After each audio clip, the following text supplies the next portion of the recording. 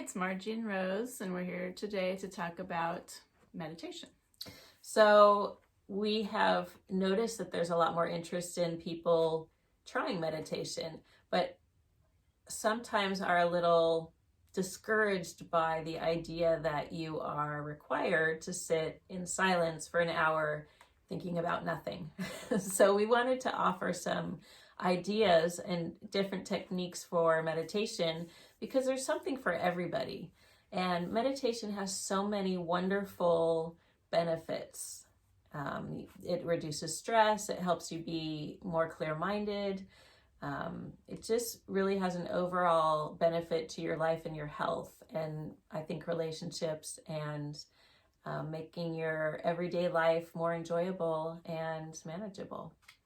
And I think the point of it is really to kind of clear out that mind chatter and, kind of have a reprieve from it and be mindful and focused on something other than whatever the mind chatter is for you.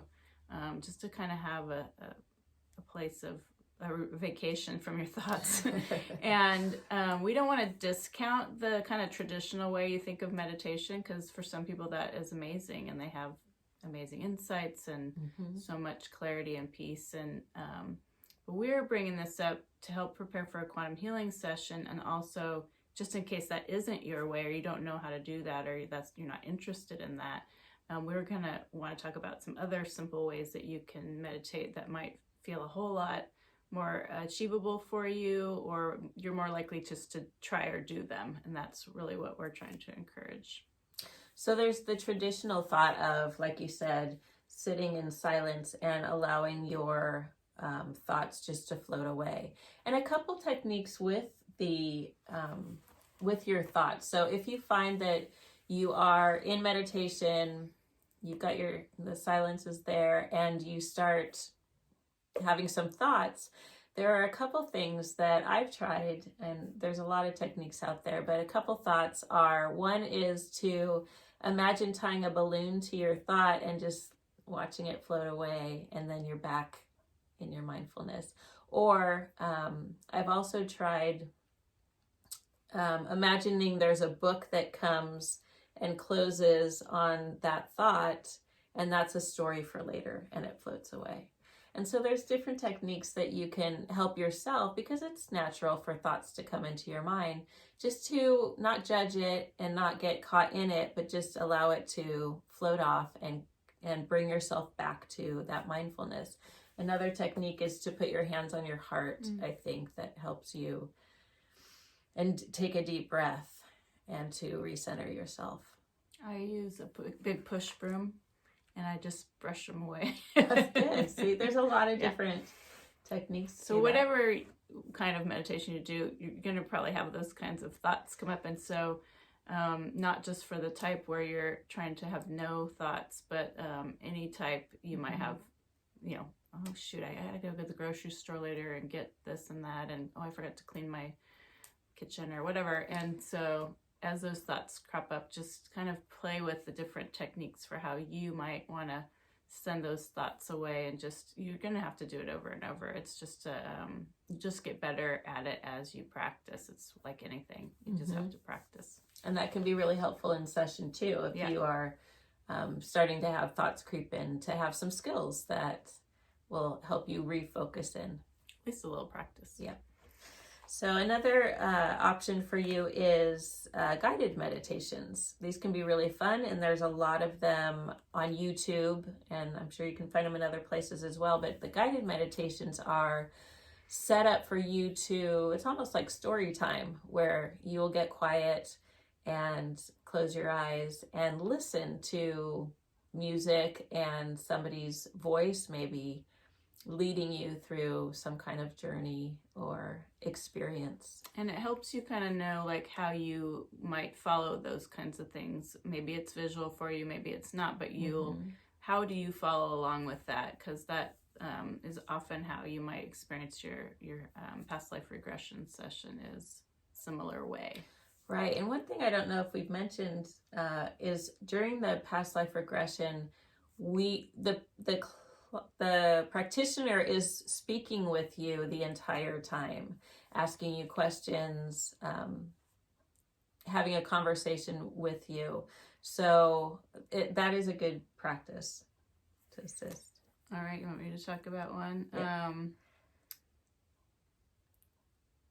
I don't know what this says. I like that one. I'll take that one. Point. What about art? Okay, I'll talk about for me a good way to meditate is creating some art. And so how I know I'm kind of in that meditation zone is it could be anything really that you do that you lose time, that you're just not thinking about eating or how much time has passed because you're just so in the moment and present with what you're doing. And so for me, I can get in that space when I'm doing art. I might put some music on that's inspiring to me and just kind of lose some time. And that can be, I can have all kinds of thoughts come in and inspirations too, versus mind chatter. The other one for me that's really, I've noticed getting a lot of inspiring thoughts and clarity is yoga, because you really have to focus on your body and what you're doing. And doesn't allow for much else because you have to balance and things like that. And so I find that during that I usually have some cool, inspirations, or spirit is often kind of getting my attention then because I'm present. Okay, so active meditation. Okay, I just didn't know what this was. That is needlepoint. Yeah, and I couldn't read that, so I'm like, I don't know. So I read this great book about being in the zone and how people get in the zone and what that means. But really what they were doing was they were purposely picking an activity that is mindless, meaning that you don't need a lot of brain activity for it. You don't need a lot of focus for it. In fact, it helps you get in the flow. And so there was one story where there was a man who would needlepoint if he had something that he wanted to figure out, or some kind of thing he was struggling with. He would needlepoint because it got him into this state of flow and relaxation. And then these thoughts would just kind of float into his mind. And so that's a way of meditating, is doing something that just allows your mind to float. And so needlepointing was one, jogging, art. For me, playing the piano, I would, it was interesting for me because I only play by sight, meaning I have to read the notes, and yet I would start playing and then get into this meditative state, and then I was at the end of the song and I had no recollection of how. It's like driving home from work. I was gonna say, for me, driving, sometimes I'm like, oh, where am I going? That's like, a meditative you forget state where you're going, where you're, like you said, losing track of time, and that's a state of relaxation. That's one of the, okay. Let me talk about the mantra one, because that's good. So mantra meditation, that's like having a mantra, like I am healthy or whatever, and just kind of saying that 500 times a day is kind of one of the recommendations we learned at Light Song, our shamanic school. So, and I even created a whole deck of cards to help people with that, because I think they're so powerful, and it gives you something positive to think about versus whatever else you might have been thinking about, and to occupy your mind with that. And at some point, and you really want to feel it too. You don't want to just be saying it without any thoughts or feelings. You don't want to be mindlessly saying it. You want to be intentionally saying it, like I am perfect health, and just really feel like, what would that feel like, and really embody it. And so that can be a really powerful form of meditation, because at some point your body then starts responding and your mind starts believing that and going, oh, that is my new truth. And that can be a really powerful shift for people just doing mantras. I have found that to be very powerful. In fact, I've had some that resonated so much that after using it for a while, I could only resonate with that. And trying to go back to the way I used to think about things, I was completely disconnected from my old thoughts. And so, yes, they're very powerful. I've had some that start telling stories. They start expanding that message into more ideas on how to embody that. Well, and a deeper understanding of what that means. Yes. What does that mean for you? So that's a good one. Those are really good. So we talked about yoga, driving to work. Journaling is a great, so immersing in, get a journal or a notebook or something, and just start writing about, it could be any topic you want.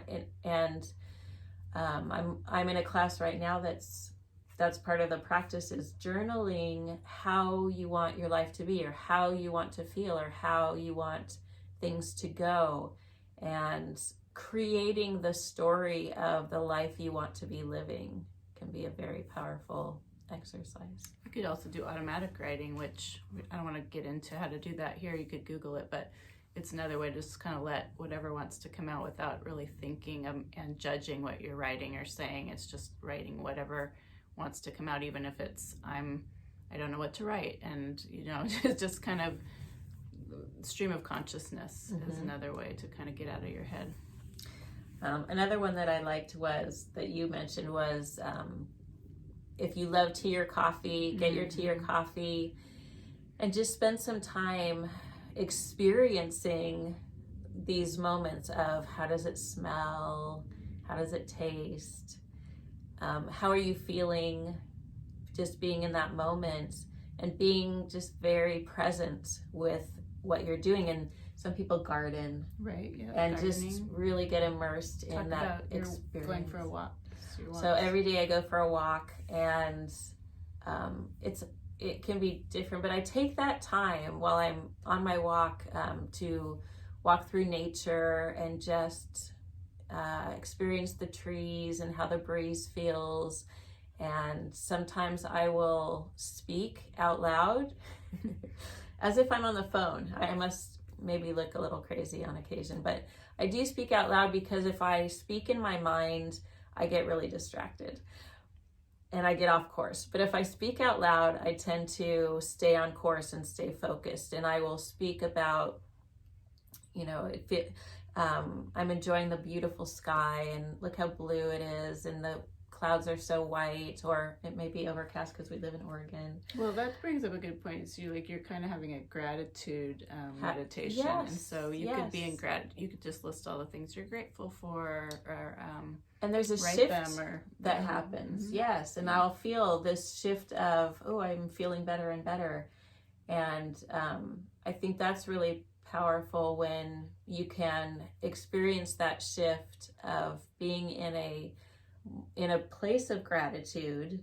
because that's the place where your life is easier and solutions come easier, and you're more creative and you feel more healthy and vibrant. And I think that a meditation of gratitude is really powerful. Yeah. I love just doing the art, because I get in that inspired state, and that's just my favorite place to be. And so I'm always looking for ways, like sometimes just I don't normally drink caffeinated coffee, but sometimes if I have a cup of caffeinated coffee, I'm like, I'm so inspired. And I get that really, kind of like, I want to do all these things. And I'm like, maybe I should drink coffee more often. But like, to me, it's kind of a rare treat to like be in that state of like, everything's exciting. And, but if I had it every day, it wouldn't have the same effect. So it's kind of fun when it's just randomly happening. But anyway, whatever for you is find what it is for you, because there are probably things you're already doing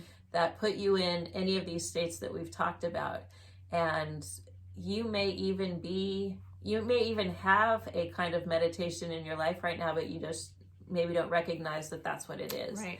Yeah. And so you can do a little more of that, or even be more mindful that, this is what I'm doing, and I'm going to do it mindfully and enjoy it. And there are so many different ways to meditate, and it is hugely beneficial, I think, to your life. So we encourage you to find your thing and enjoy it. You too can be a meditator, and we hope this helps prepare you for your next healing session. Yes, thank you.